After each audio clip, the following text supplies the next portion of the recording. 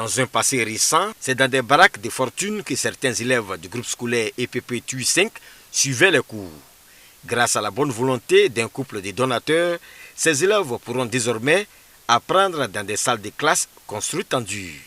Le plus souvent, nous sommes venus ici au mois de janvier 2021, saluer les acteurs du groupe scolaire.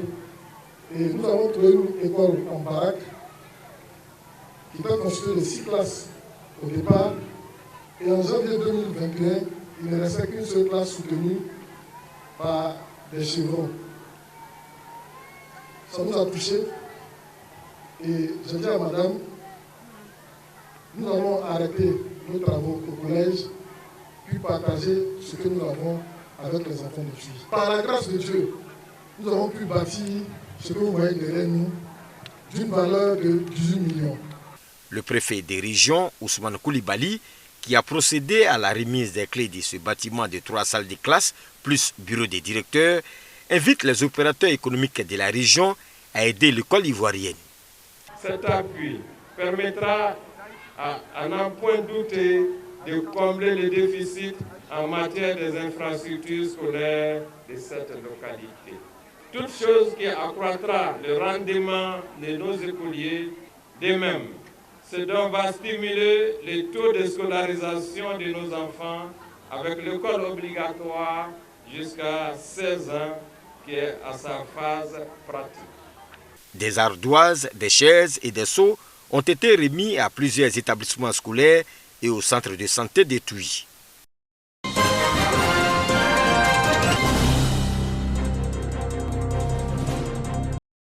Le littoral ivoirien, 566 km d'étendue, à potentiel économique notable, mais un espace fortement menacé par l'érosion.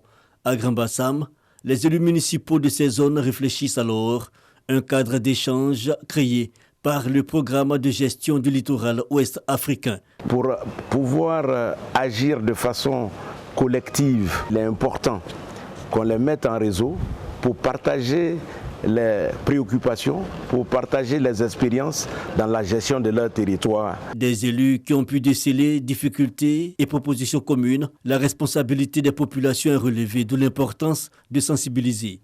Que ce soit à Port-Bou et tout près de nous, jusqu'à San Pedro, et toutes les villes côtières sont confrontées aux mêmes réalités environnementales. Je crois que les maires du littoral, nous devions parler d'une même voix, être solidaires aux décisions que nous devions prendre. Le ministre de l'Environnement et du Développement durable, par la voix de son représentant, marque sa volonté d'accompagner l'initiative de ses élus, travailler dans la durée. La Côte d'Ivoire comprend une vingtaine de communes maritimes, de bords de mer ou lagunes. Au cours des échanges, il a été noté la nécessité d'impliquer tous les acteurs institutionnels, de réflexion sur 3 jours.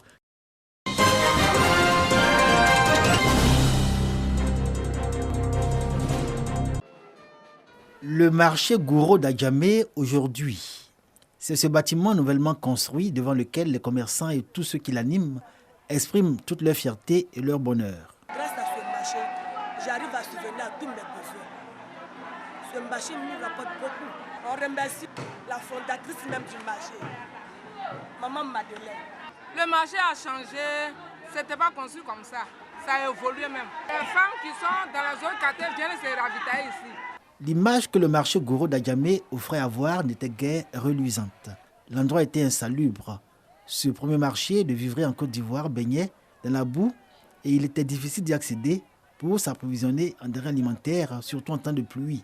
Sa modernisation était inscrite au rang de priorité dans la politique de développement de sa fondatrice, Feu Zamblelou Madeleine. Aujourd'hui, l'une de ses héritières, sa fille Goré Irelou Yvonne, réalise ce projet grâce à des partenaires techniques et financiers. La présidente de la Cocoprovi est fière et heureuse d'honorer la mémoire de sa mère, Feu Zamblelou Irie Madeleine. J'ai vu les institutions financières de part ou deux, je leur ai demandé de m'accompagner et que ce que je faisais, c'était pour l'autonomisation de la femme.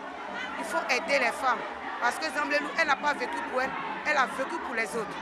Elle s'est dit, mais moi, ma vie vaut quoi sans les femmes? Quand on fait un retour 10 ans en arrière, on voit qu'aujourd'hui il y a une amélioration véritable au niveau du marché Goro. Et nous souhaitons que cela soit dans tous les marchés d'Adjamé. Depuis la construction du marché Goro d'Adjamé, d'autres marchés du genre ont vu le jour dans plusieurs communes d'Abidjan, à la satisfaction des populations qui s'y ravitaillent à l'envie et à satiété. Henriette Konan-Bédi et Simone Gbagbo étaient les invités d'honneur à la cérémonie. Elles ont uni leur voix à celle des femmes responsables des marchés Goro pour un plaidoyer en faveur de leur labellisation au regard de la place que ces marchés occupent dans l'économie ivoirienne.